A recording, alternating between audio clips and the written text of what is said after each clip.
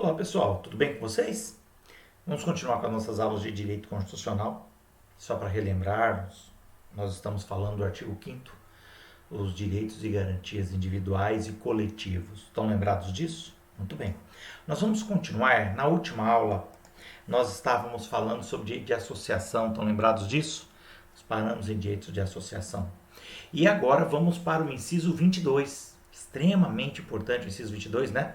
Porque o inciso 22, ele de forma bem direta, ele dá detalhes a respeito de um direito lá do caput do artigo 5º. Só para relembrá-los, eu sei que todo mundo já decorou, né? Mas nós temos no artigo 5º 5 direitos básicos escolhidos aí pelo Constituinte de 1988, né? Então nós temos a vida, a liberdade, a igualdade, a segurança e a propriedade. E agora, nós vamos começar a falar justamente disso. Aonde que nós encontramos, ou pelo menos como é definido a propriedade aqui dentro do artigo 5º. Claro, óbvio, pessoal, essas regras que nós encontramos na Constituição, inclusive no artigo 5º, são regras gerais. Muitos desses direitos que nós estamos comentando aqui com vocês, depois encontram amparo na legislação infraconstitucional, abaixo da Constituição, tudo bem? Ele de cara começa no inciso 22 aí, você já está com a sua Constituição no jeito, para acompanhar enquanto a gente vai falando. Importante, para ajudar a fixar, hein? Muito bem. O 22 fala o seguinte: é garantido o direito de propriedade. Maravilha, de boa. Frasezinha pequena, resolve tudo. Pessoal, esta frase sempre existiu em todas as constituições do Brasil. Sério, sempre. Sempre teve lá escrito essa linha. É garantido o direito de propriedade. Você tem um carro, você tem uma casa, você tem um terreno, você tem um objeto que é seu, direito de propriedade. Perfeito, sem problema nenhum. Só que a nossa atual Constituição, ela veio com uma novidade. Muito bem. O inciso 23, que diz assim: a propriedade atenderá à sua função social. Veja, ele garantiu o direito à propriedade. Mas nesse inciso, ele traz aí uma exigência, um requisito para você ter o seu direito de propriedade: atender à função social. Pessoal, o que é função social? Vai depender da propriedade. Então, se você tem uma fazenda, uma propriedade rural, agrícola, ela deve produzir alguma coisa, entendeu? Deve ter uma plantação, deve ter criação de gado, alguma coisa tem que ter, tá bom? Porque essa é a função social, né, de uma propriedade agrícola, rural, pecuária. Se você tem um terreno na cidade, pessoal, um terreno deve ter uma casa. Concorda comigo? Um terreno na área urbana é para a gente morar, né? Então deve ter uma casa no terreno. Essa é a função social dos terrenos dentro dos municípios, dentro das cidades. E a casa tem que ter alguém morando dentro. Concorda comigo? Tem que ter alguém morando dentro. Essa é a função social de uma casa. Ô João, quer dizer que se eu não cumprir com a função social, eu posso perder essa minha propriedade? Olha, ela pode entrar em risco, sim. Tanto que você veja, de vez em quando você ouve falar de uma desapropriação de uma fazenda improdutiva, né? Para a reforma agrária, por exemplo. Sim, isso existe. Não estava sendo usado. Tá? No terreno da cidade pode acontecer? Não, porque você pode estar preocupado, você tem um terreninho ali e tal. Ó, tanto no terreno quanto na casa, é possível haver uma desapropriação? Olha, possível até é. Mas eu nunca vi nenhum prefeito se aventurar a um troço desse. Por quê? Porque o desgaste é muito grande. Entendeu? Geralmente você tem um terreno, e por que não tem uma casa nele? Porque eu estou juntando dinheiro, eu vou construir. Ainda não deu. Tá? Ah, a casa está desocupada por quê? Porque eu coloquei para alugar. Estou esperando alguém para alugar a casa. Ou porque eu vou reformar, ou porque eu vou fazer uma pintura, não sei. Entendeu? Então, na prática, dentro da área urbana, é muito difícil você ver acontecer isso, tá? Mas na área rural, sem dúvida alguma. Tá bom? Bacana? É só para lembrá-los que hoje, pela atual Constituição, a propriedade já não é mais um direito garantido sem discussão. Não. Hoje você tem a exigência da função social, tá? Essa função social dá um pano para manga danado. Inclusive, isso possibilita, por exemplo, uma invasão. Lembra quando o MST invade um imóvel rural? Lembra quando o MTST, Movimento dos Trabalhadores Sem Teto, invade aí um prédio, um conjunto habitacional? Eles dizem que é porque não está cumprindo com a função social. Você vê que isso dá um pano para manga danado, porque se você utilizar aí o sistema de interpretação conglobante do Zaffaroni, você não pode olhar apenas para a invasão, que em tese é crime. Você teria que olhar todo o ordenamento jurídico e a Constituição nesse inciso 23, dá uma possibilidade até de uma invasão. Entendeu onde é que se pega? Muito bem, só um comentário, tá? Vamos que vamos tocar a procissão. Ainda em direito de propriedade, ele fala o seguinte no 24. A lei estabelecerá o procedimento para a desapropriação. Então ele fala que é possível desapropriar? Mas ele deixa claro que a lei, uma lei infraconstitucional, é que vai definir como é que se dará essa desapropriação. Só que aqui, pessoal, eu quero que você olhe com muito carinho na sua Constituição. O 24 exige agora uma atenção redobrada. Essa desapropriação prevista no inciso 24 da Constituição, no artigo 5º, fala que se dará por necessidade ou utilidade pública ou por interesse social. Então nós temos aí, a grosso modo, 3 situações que possibilitariam este tipo de desapropriação prevista em lei. Então você tem necessidade pública ou utilidade pública, ou interesse social. Nós não vamos definir o que significa cada um, porque aqui é sexo dos anjos. A meu ver, quase todos eles se encaixam, né? De qualquer forma, veja o mais importante aqui. Queridos, se é uma necessidade e utilidade pública é da população, do povo, da sociedade, ou se é de interesse social, de novo, da sociedade, significa que o dono da propriedade, isto é, o proprietário, ele não cometeu nenhuma falha. Como assim? Não tem aqui infração à função social. Concorda comigo? Porque ele falou interesse social. Ele não falou função social. Interesse. Na prática, o inciso 24 demonstra claramente que o proprietário, o dono da propriedade, que pode vir a sofrer uma desapropriação aqui, deixemos bem claro isso, ele não cometeu nenhum erro, nenhuma falha, tá? É porque a sociedade, a coletividade precisa do imóvel dele. Mas como? Por exemplo, vamos duplicar uma rodovia? Temos só uma rodovia, uma pista. É interessante duplicar? Claro, é muito interessante, é importante. Melhora o fluxo de carros, evita acidentes. Concorda comigo? Bacana, hein? Então tem aí um interesse social nisso? Tem uma utilidade pública? Só que para eu duplicar uma pista, o que eu preciso? De um espaço de terra do lado. E às vezes, o seu sítio fica ali, sua chácara. O quintal da sua casa está bem ali onde nós vamos passar a estrada, a avenida. Então, neste caso, eu vou perder a propriedade? Vai. Não vai ter jeito. Vai, tá? Deu ruim. Você tem um terreno ótimo, bem no centro da cidade. Espetáculo de terreno, show, hein? Uma hora você vai construir alguma coisa da hora ali. Pois é. Mas a prefeitura recebeu um dinheiro do governo federal para construir um hospital. Não tem hospital na cidade. Entendeu? E o teu terreno é top, tá perfeito para fazer isso. Pode desapropriar? É possível. Tudo bem que dá um pano para manga danado, né? Mas é possível. A duplicação da pista é batata. Essa aí. Agora, preste atenção. Justamente porque o proprietário não fez nada de errado, ele não pisou na bola, ele terá direitos. Ele vai perder a propriedade. Mas, em contrapartida, essa desapropriação tem que ser justa. O que é justa? Ele vai receber o valor que tem a propriedade dele. Prévia, quer dizer que ele tem que receber antes de perder a propriedade. E em dinheiro, em bufunfa, em arame, em grana. Tá? Esse tipo de ressalva ou de garantias para o desapropriado é justamente porque ele não tem culpa. Ora. E o inciso fala no finalzinho, vírgula, ressalvados casos previstos nesta Constituição. Pessoal, atenção, muito cuidado aqui. Quando ele fala isso, ele quer dizer que existem outras formas de desapropriação? Existem desapropriações.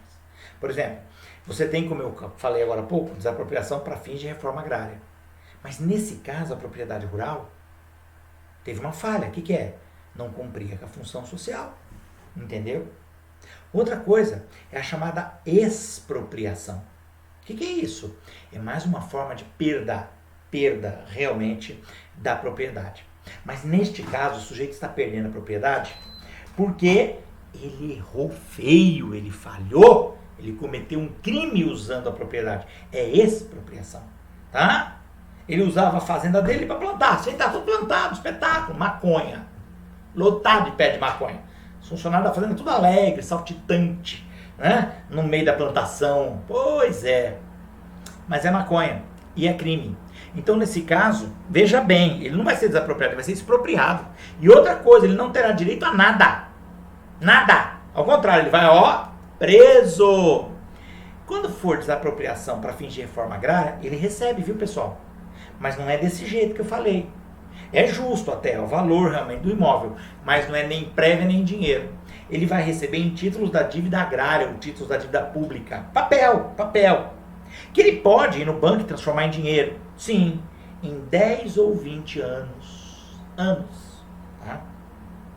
Entendeu agora? Como tem vários tipos de desapropriações, esta que está no 24, esta não.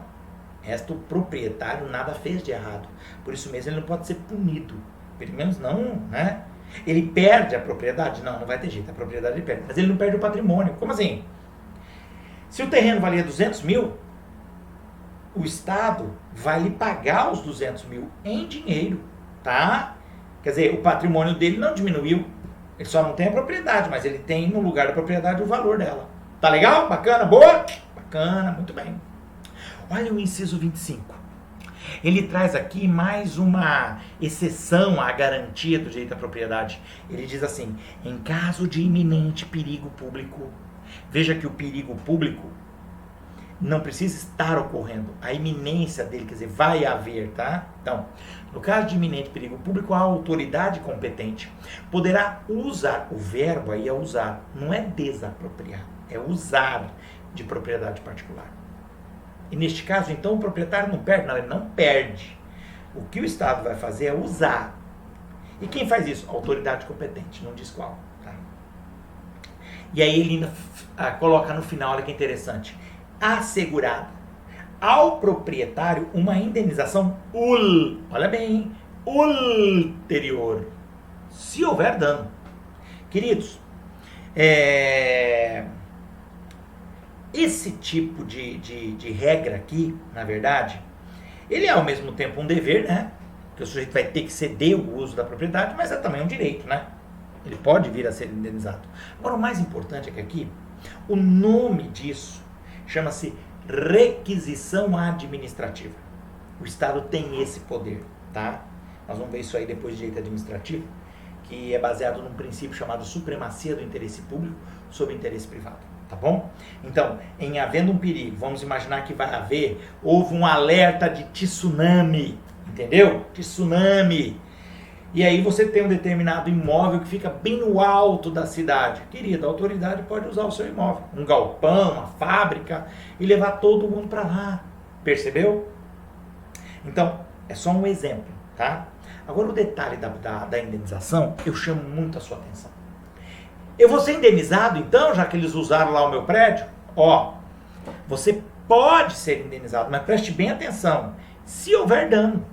Olha, se o pessoal só entrou no prédio, ficou ali, esperou passar o tsunami e 1 hora, 2 horas, 5 horas depois saiu do prédio, qual foi o dano que teve no prédio?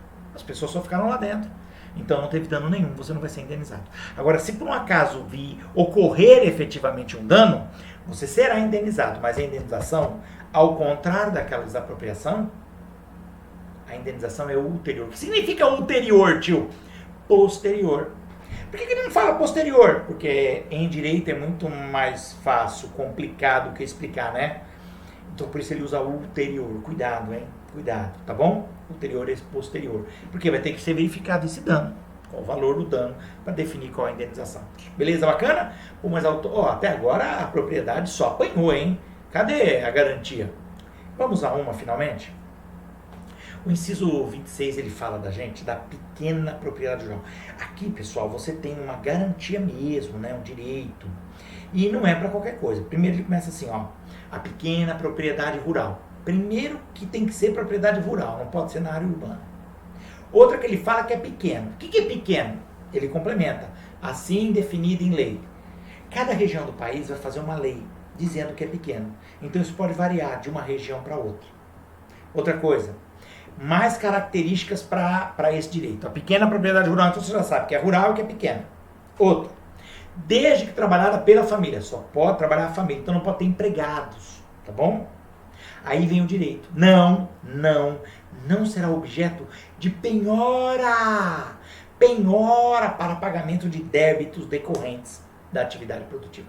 Queridos, queridas, a penhora é um instituto de processo civil pelo qual o juiz, em havendo aí uma dívida, ele pode penhorar um objeto do devedor para que ao final do processo, se ele não pagar a dívida, o objeto responde pela dívida. Então ele fica penhorado, fica preso, tá?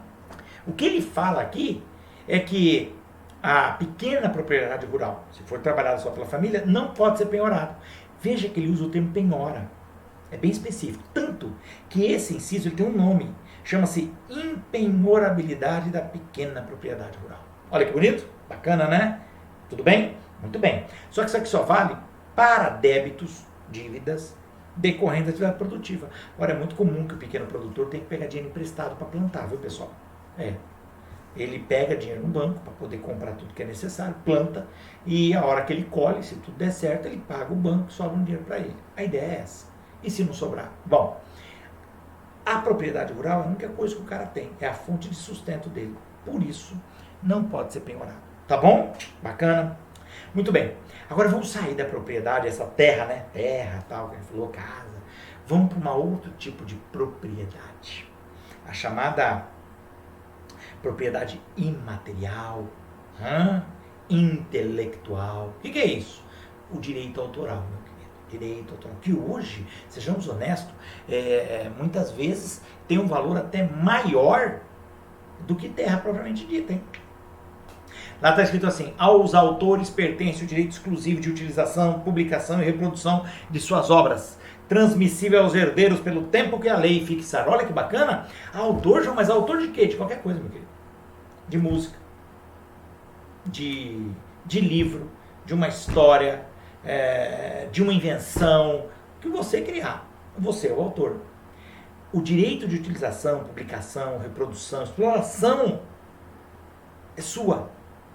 Só que aí, tanto é propriedade, que no final ele fala que é transmissível aos herdeiros pelo tempo que ele fixar. Pessoal, quando alguém tem uma casa, um carro e morre, esses bens passam para os seus herdeiros. Concorda comigo? Passa para os herdeiros. Tá? O direito autoral também passa. Com uma diferença. O direito autoral vai passar, mas por um tempo. Então não é uma transferência definitiva, não. Não é. O autor, ele tem direito exclusivo pela vida toda, em regra. Então vamos ver exceção. O herdeiro não. João, mas qual vai ser o tempo para ele agora ser o detentor desse direito autoral? Vai variar, porque ele fala pelo tempo que a lei fixar. E vai depender do tipo de autoria, o tipo de bem, de propriedade que nós estamos falando, viu? Dependendo, pode ser menor. Tá legal? Pode ser menor. Tudo bem? Belezinha, bacana, de boa? Então você vai ter um tempo variado para o herdeiro poder aproveitar aí a obra que ele recebeu como herança. Tá bom? Esse direito autoral. Bacana, legal, de boa? Muito bem.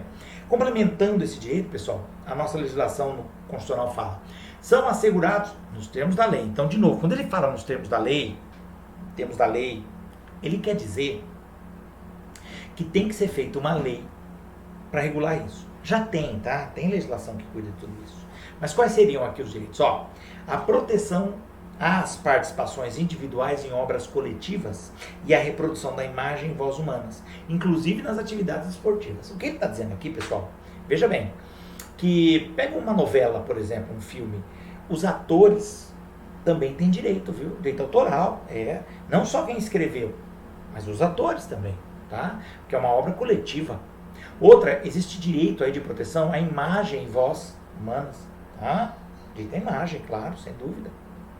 Inclusive nas atividades esportivas, tanto que quem manja de futebol, né, sabe que os jogadores recebem um plus, aí, um extra, né? Quando os jogos são transmitidos pela TV.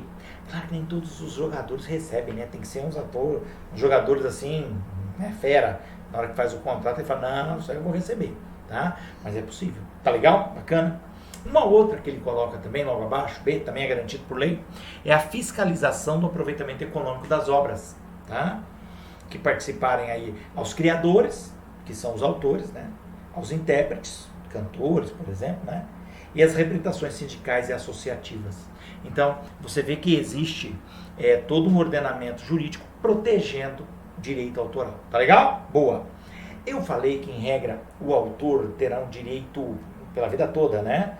Muito bem. O detalhe é que tem exceção. É o inciso 29. Ele diz assim, a lei, então você vê que, de novo, tal como eu falei lá no começo, nós temos muita lei, né? Lei. A lei assegurará, então tem que ter uma lei para isso. Já tem. A lei assegurará aos autores de inventos industriais um privilégio temporário para a sua utilização. Bem como proteção às criações industriais, propriedades de marcas, nomes de empresas e outros símbolos distintivos. Preste bem atenção, pessoal. O que ele está dizendo aqui? Que para os autores de inventos industriais, somente para inventos industriais, a exploração da sua invenção é temporária. A própria lei diz, é um privilégio temporário. Tudo bem? Exemplo disso são os remédios, não é? Você pode ver que quando uma empresa cria um remédio, é só aquela empresa que vende aquilo. Se ele criou uma substância, só ele pode vender aquilo. Nenhum outro laboratório pode fazer, tá? E geralmente ele é muito caro, tá? Um exemplo disso, vamos pegar um exemplo simples. O Viagra, quando saiu lá no começo dos anos 2000, diz que foi uma revolução, tá? Então todo mundo aí passou a usar isso e foi aí uma grande mudança no comportamento sexual de muitas pessoas, né? Muito bem, não é o nosso caso, somos jovens, não temos conhecimento a respeito disso, mas vamos lá. Era caríssimo, filho do céu, não dava, era muito dinheiro, tá? Era muito caro, tá? Não que eu soubesse o valor, claro, não, mas me falaram que era muito caro, claro. Muito bem. Hoje, bom, passou um tempo, caiu a patente do Viagra, e agora você tem a possibilidade de todos os laboratórios fabricarem a substância. Tanto que é a mesma substância do Viagra, com outros nomes. Entendeu? Com outros nomes. E o Viagra caiu uma barbaridade de preço. Tempo atrás eu passando na frente de uma farmácia, deixamos claro, na frente da farmácia, e tava lá. Estava escrito 2 caixas de Viagra por R$10 e leve o hipoglós de presente ainda. Vê como caiu o preço? Mas por quê? Porque caiu a patente. Percebe? Essa situação também ocorreu, por exemplo, para aquele coquetel usado contra a AIDS. Aquele coquetel de medicamentos que juntos dava uma condição mais adequada de vida para os portadores, né, do HIV. Então, você veja, no começo eram muito caros. O governo foi lá, derrubou a patente, todos os laboratórios puderam produzir e aí o preço caiu bastante. Tudo bem? Bacana, só estou colocando aí como exceção, tá? E isso vai variar. Qual é o tipo de invento industrial, viu, pessoal? Não é o mesmo tempo para todo, porque é a lei que vai dizer. E para cada tipo de invento diferente, você tem uma lei diferente. Tá bom? Bacana? Muito bem. Logo depois, ainda para fechar o direito de propriedade, ele fala que é garantia de herança. Nada, nenhuma novidade aqui. O direito de herança aqui no Brasil é muito respeitado. Preste bem atenção, muito respeitado. Vocês vão ver isso aí depois com a Cibele, boa sorte, tá? Vão precisar. Mas de qualquer forma, direito de herança, a nossa legislação operou muito bem isso aí. Se uma pessoa hoje morre e deixa um patrimônio, rapaz, fique sossegado. Quem tem direito aqui não vai receber, o Estado não vai tirar nada, não tem nenhum problema. Tá bom? Bacana, de boa? Muito bem. Tá tudo lá no Código Civil, explicadinho como é que acontece isso, tá? Boa. Agora, justamente por termos uma excelente legislação sucessória, assim que a gente chama, né? Sucessória, é que é estranho o inciso 31. Muito estranho. Repare, eu vou ler todo, depois eu venho falando os detalhes. Ele diz assim: a sucessão de bens de estrangeiros situados no país será regulada pela lei brasileira, em benefício do cônjuge ou dos filhos brasileiros, sempre que não lhes seja mais favorável a lei pessoal do decujus. Bom, primeira coisa, esquisito tanto detalhamento para uma situação de sucessória que, na verdade, toda ela está no Código Civil. Para que você vai colocar na Constituição um trem desse? Lembra que a nossa Constituição é formal? Então nós não temos só matéria que é constitucional. Percebeu? Nós temos matérias que não precisariam estar aqui, assuntos, artigos que não precisariam estar na Constituição, podia estar numa lei. É o caso aqui. O Código Civil já traz toda a legislação sucessória. Por que isso aqui está aqui? Bom, mas tá. Então é constitucional, formalmente. Agora vamos discutir isso aqui, pessoal. Ele fala o seguinte: a sucessão de bens de estrangeiro pode ter patrimônio no Brasil? Claro que pode. Lembra que o direito quinto ampara tanto o brasileiro quanto o estrangeiro dentro do país? Então. E essa sucessão será regulada pela lei brasileira. Mas é claro, o bem está no Brasil, tem que ser pela lei brasileira. Tá bom. Até aí não tem nada para discutir. O problema é daqui para frente. Aí ele fala assim: em benefício do cônjuge e dos filhos brasileiros. Mas qual o problema, João? Tão bom, né? Pro cônjuge, pros filhos brasileiros. Então, meu rei, mas legislação sucessória tem técnica. Você não define quem vai receber. Percebeu? Você não define. Você fala sucessores. Você fala herdeiros. Mas você não fala quem é. E aqui falou. Como assim? Ué, e se esse estrangeiro não for casado? Se ele não tiver filhos, como é que fica? Porque é o que está escrito aqui. Ou, o que é mais provável, ele tem esposa. E ele tem filhos, mas não são brasileiros. Tudo estrangeiro. Ele não é estrangeiro, então. E agora, José, como é que faz? Não tem resposta, tá, pessoal? É só para deixar claro essa coisa estranha, né? Só que piora. Vírgula. Sempre que não lhes aqui, objeto direto do quase cântico do subjuntivo, com referência a cônjuge e filhos brasileiros. Então, sempre que não for mais favorável para o cônjuge e para os filhos brasileiros, utilizar a lei pessoal do decujus. O que é o decujus? O decujus em latim é o morto, é o falecido. Mais um nome para você chamar aquele namorado que você odeia, o decujus. Então tá bom, muito bem. Então o decujus é o morto. O que ele está falando aqui? Ele está dizendo, meu rei, que o cônjuge e os filhos brasileiros podem, se quiserem, exigir que o juiz aqui do Brasil, a legislação brasileira, a lei brasileira, o judiciário, use a lei do país do falecido. Entendeu? Do país do falecido. Traz a lei sucessória. Se ela for mais benéfica para cônjuge e filhos, você pode exigir que o juiz brasileiro utilize a lei do estrangeiro. Olha, é o que nós chamamos de ultraatividade da legislação alienígena. Nossa, bonito, né? De novo, tá? Ultraatividade da legislação alienígena. Então você vai pegar uma norma de outro país e ela terá atividade aqui no Brasil. Interessante, né? Eu só estou colocando isso porque é um inciso sui generis, pitoresco, para falar pouco, tá? Bem interessante ele, né? Fique atento. Boa. Ainda já que estamos falando de propriedade, né? Ele vem e coloca no inciso 32. O Estado promoverá, na forma da lei, a defesa do consumidor. Lelê, na forma da lei. O que temos aqui, meus queridos? Eficácia das normas constitucionais. São 3, lembra? Com base lá no Afonso da Silva. Nós temos a plena, a limitada e a contida. Aqui não é plena, porque está pedindo lei. É contida ou limitada? Bom, a contida, você lembra? Dá para usar. Agora o problema é o seguinte, o que você vai usar nessa linha? Está escrito assim, o Estado promoverá, na forma da lei, a defesa do consumidor. Não tem nada para eu me pegar. Então, a meu ver, era uma norma de eficácia limitada. Precisa de lei. Enquanto não tiver lei, o consumidor não pode fazer nada. Mas isso foi em 88. 2 anos depois, em 1990, fizeram o Código de Defesa do Consumidor. Yes! Pronto. Agora temos uma lei e ela é toda detalhada explicando como se dá a defesa do consumidor. Legal? Então você vê, não é à toa, esse já tem lei. Bacaninha, muito legal. Vamos lá. Continuando. Agora nós vamos entrar num outro direito, que é um direito que não aparece no caput. Direito à informação. Direito à informação. Ele não aparece, mas na verdade é como se fosse um direito à liberdade, né? Mas vamos lá. Está dizendo assim, todos, se são todos, brasileiro, estrangeiro, alienígena, todos têm direito a receber dos órgãos públicos, repartições públicas, do Estado em geral, informações, e ele coloca 3 esferas de informação. Informações do seu interesse particular, de interesse coletivo ou geral. Interesse particular é informação só sua.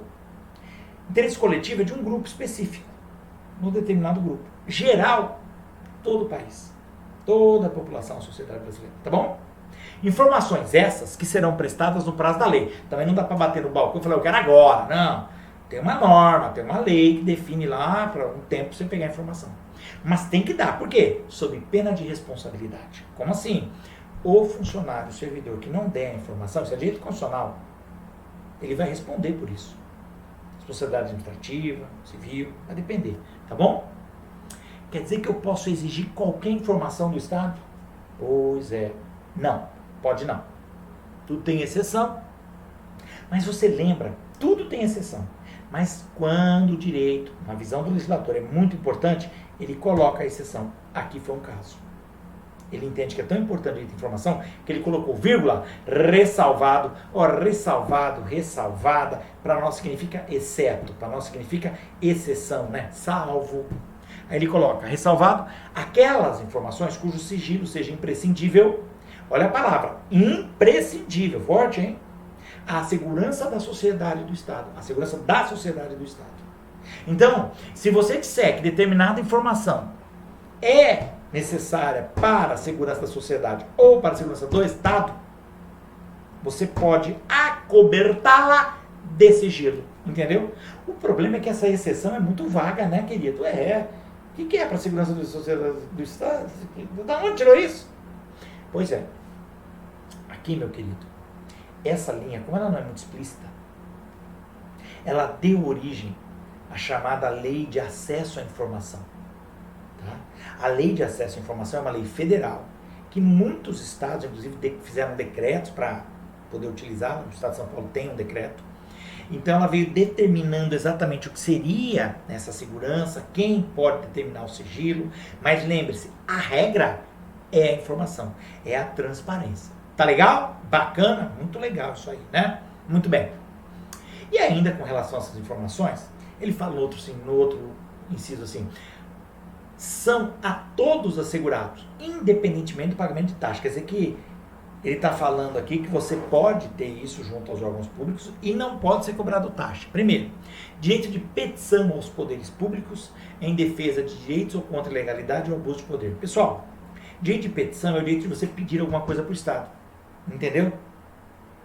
Então você entra lá com um pedido, com uma solicitação de alguma coisa. Isso é petição.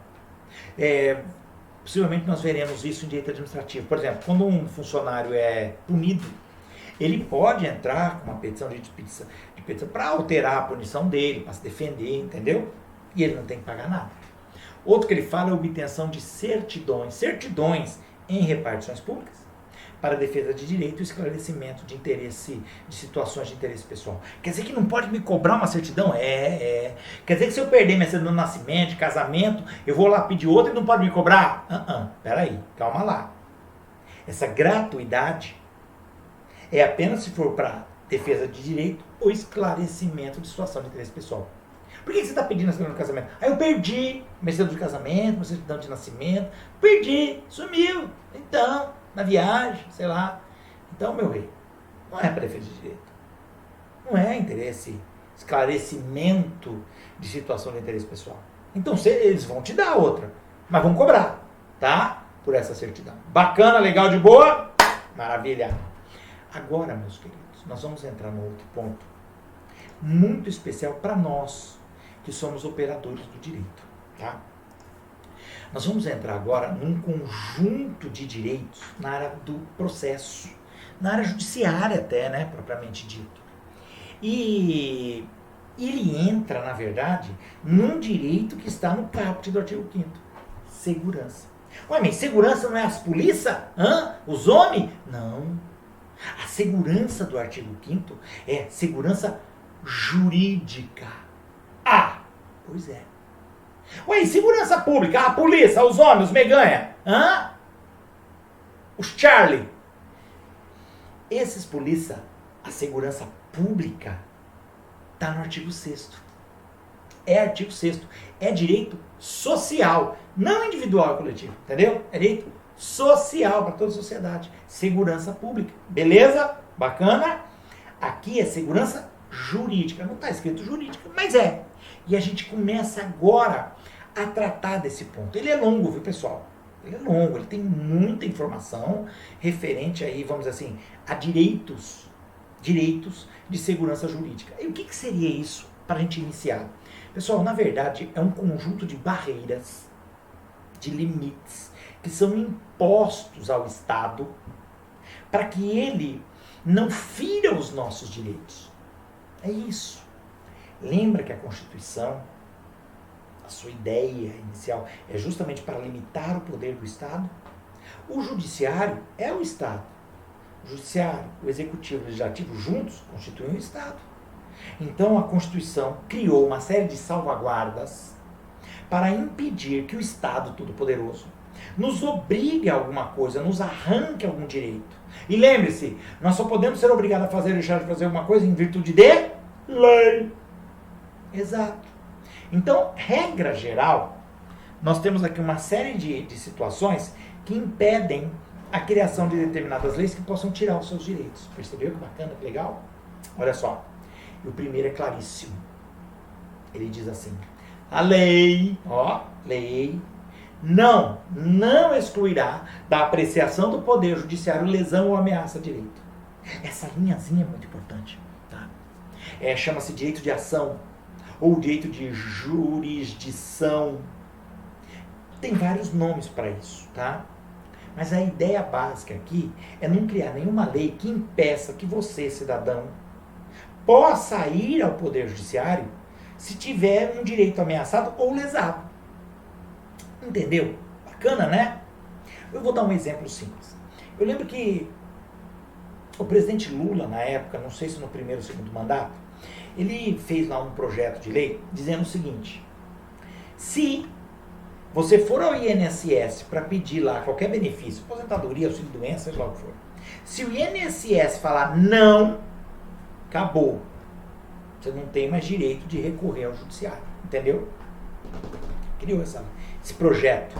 Querido, não preciso nem te falar que o projeto não prosperou. Bateu no Congresso, o Congresso de cara falou, CCJ, lembra?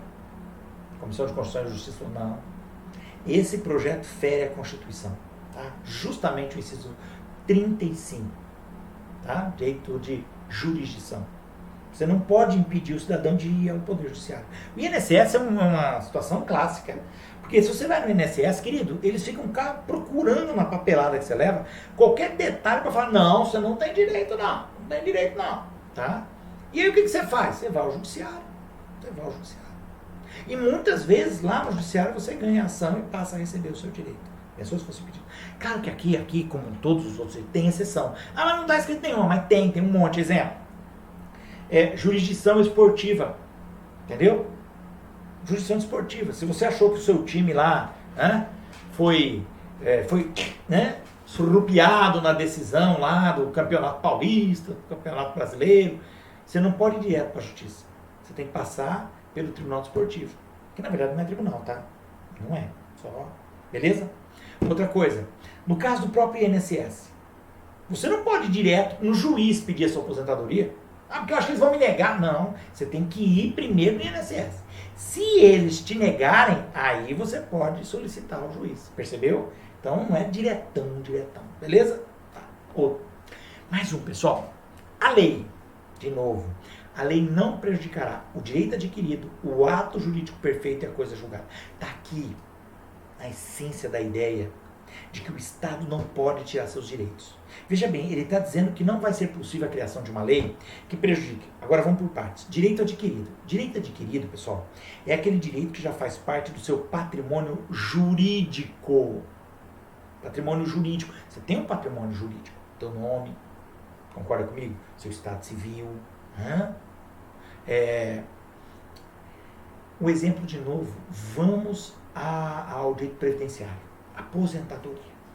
Vamos lá, as regras de aposentadoria mudaram, tá bom.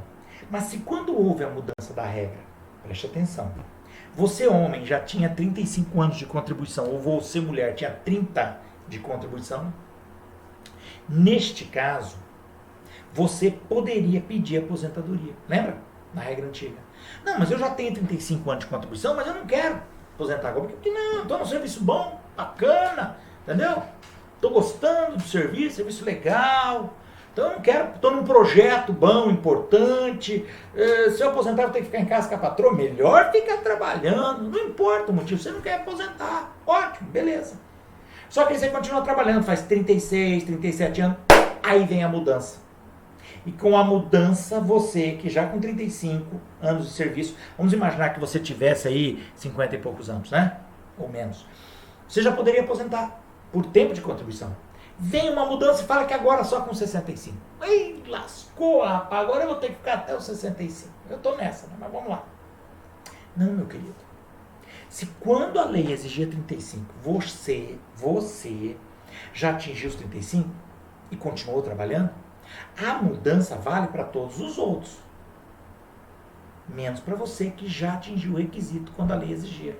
Você só não aposentou porque não quis. Então, para você é um direito adquirido aposentar. Tá bom? Legal? Bacana? Só um exemplo. Outro é o ato jurídico perfeito. Ato jurídico perfeito, isso é direito civil. Não vou me embranhar muito nisso, tá? Tem professores muito mais preparados do que eu para falar disso. Mas, só a grosso modo, o ato jurídico perfeito exige 3 elementos. Pessoa capaz, objeto lícito e forma prevista em lei. Tudo bem? Pessoa capaz seria o maior de 18 e são, né? Porque pode ser tudo. Claro que o menor, se for assistido ou representado, também pode. Objeto lícito é que não seja nada ilegal, né? Entendeu? E forma é a forma que a lei preveja, que a lei explica. Por exemplo, para você comprar uma casa, dizer que você é dono, proprietário, o que você tem que fazer? Transferir a propriedade do imóvel para o seu nome lá no cartório de imóvel. É assim a forma que a lei exige. Se você tem contrato de gaveta, alguma coisa, isso aí é um início de prova, mas não é perfeito. Tá legal? Coisa julgada. É mais a nossa cara, né? O que é a coisa julgada? É aquela decisão judicial que transitou em julgado. Não vou entrar aqui nos detalhes da coisa julgada ser material ou formal, não é o caso. Mas, sendo coisa julgada, isto é, uma decisão judicial que transitou em julgado, lei não pode alterar. Beleza? Claro, tudo tem exceção, mas essas exceções já são previstas em lei, tá bom?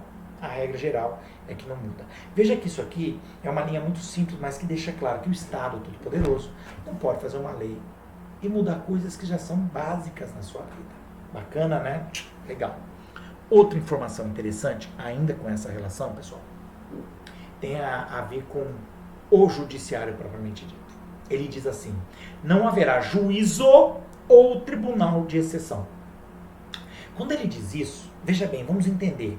A palavra exceção está como excepcional. Excepcional fora das regras, fora do normal. Você veja que você tem todo um sistema judiciário já definido expressamente em lei. Concorda comigo? Juízes, juizados, tribunais, tudo bonitinho. O que ele quer dizer com isso é que não pode ser criado um tribunal só para julgar aquele caso.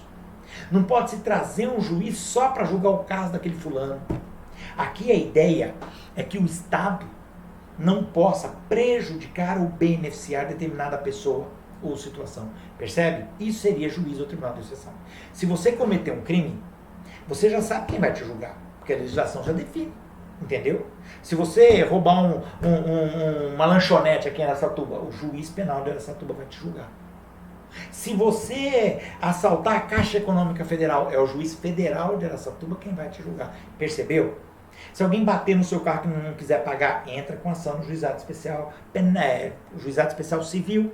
Se você quiser separar do estorvo, do emplastro que não te dá paz, você vai ter que entrar com ação em uma das varas de família aqui de Araçatuba. E se a sua mulher for para outra cidade? Ah, se ferrou. O processo vai correr na cidade onde ela estiver. É definido em lei, tá? A mulher tem essa prerrogativa. Então você vê que o que eu quero dizer é, as regras de competência, de tribunal, já estão previstas. O que não pode haver é uma de exceção, isto é, excepcional, fora das situações já previstas em lei. Tudo bem? Bacana?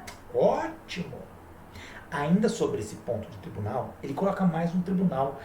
Aqui no inciso 38, ele fala assim: é reconhecida a instituição do júri, o tribunal do júri, com a organização que lidera a lei, assegurados. Pessoal, o tribunal do júri, entenda bem.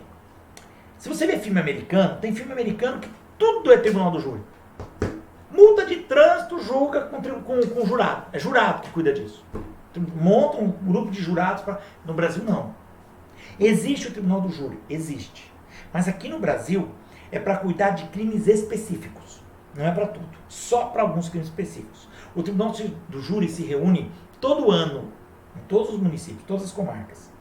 Tem época, inclusive, para se reunir. Escolhem lá um grupo de jurados entre a população, tá? Tem uma lista pré-fixada e depois tem um sorteio, escolhem 21.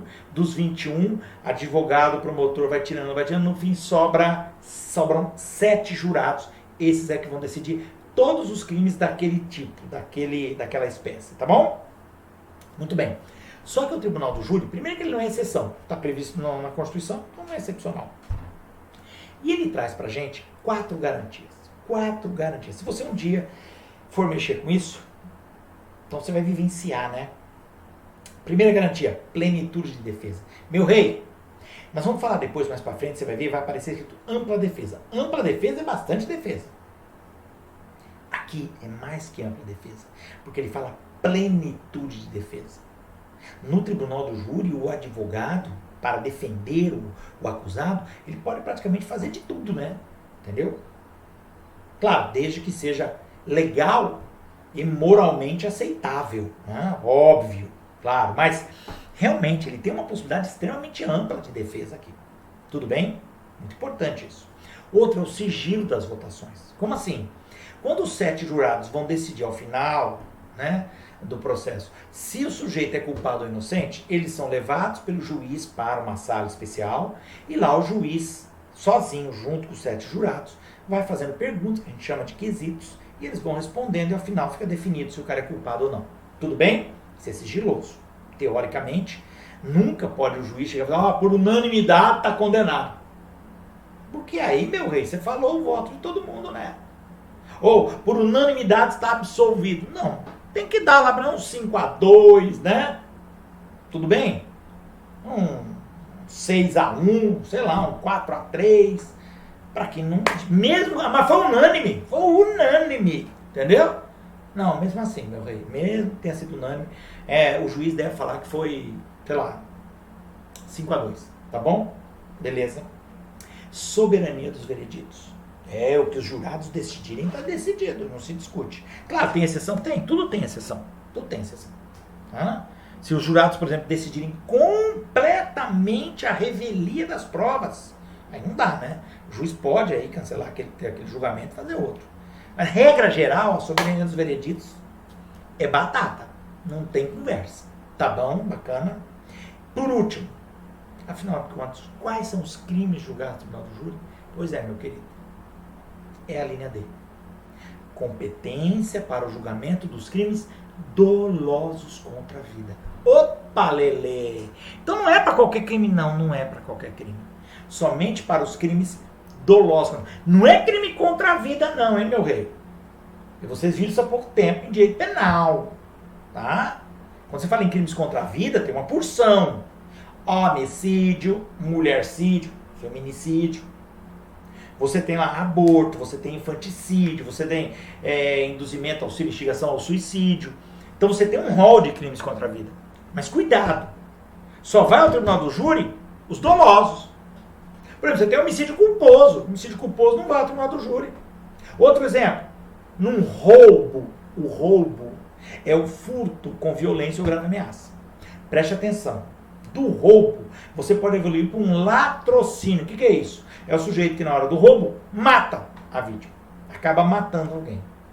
Aí o nome que a doutrina dá é latrocínio. A legislação muda e fala latrocínio. Veja bem, o latrocínio não vai ao tribunal do júri. Ué, mas não matou? O cara não matou e atirou no cara lá, na vítima. Então, mas aqui o dolo não é contra a vida. No roubo, o dolo é contra o patrimônio. O cara, qual que era a intenção do ladrão quando ele chegou para assaltar? Ele queria o patrimônio, queria a carteira, o celular, o carro, sei lá. O sujeito reagiu ou qualquer coisa assim, o cara ficou nervoso, não, isso não importa. O dolo dele era contra o patrimônio e acabou atingindo a vida. Mas por ser inicialmente contra o patrimônio, não vai para o tribunal do júri. Ele é julgado por um juiz comum. Beleza? Bacana? Só para dar um exemplo. Então tem que ser crime doloso contra a vida para ir para o tribunal do júri. Muito legal, muito bacana. Entendido, pessoal? Bacaninha? Muito bem. Ótimo. Bom, o nosso vídeo, ele já está ficando aí bastante grande. Eu não quero que ele se torne grande demais até para não cansá-los. Nós vamos parar aqui. Na próxima aula, nós vamos iniciar no inciso 39. Anterioridade da lei penal. Anterioridade da lei penal. É nesse que nós vamos começar, no 39. Nós vamos juntar aqui várias matérias, percebeu? Isso é direito penal também. A Constituição tem esse detalhe, eu já falei isso antes. Mas nós vamos ver isso na próxima aula, tá bom? Espero que vocês tenham entendido tudo que eu falei. Por favor, assistam o vídeo quantas vezes vocês quiserem.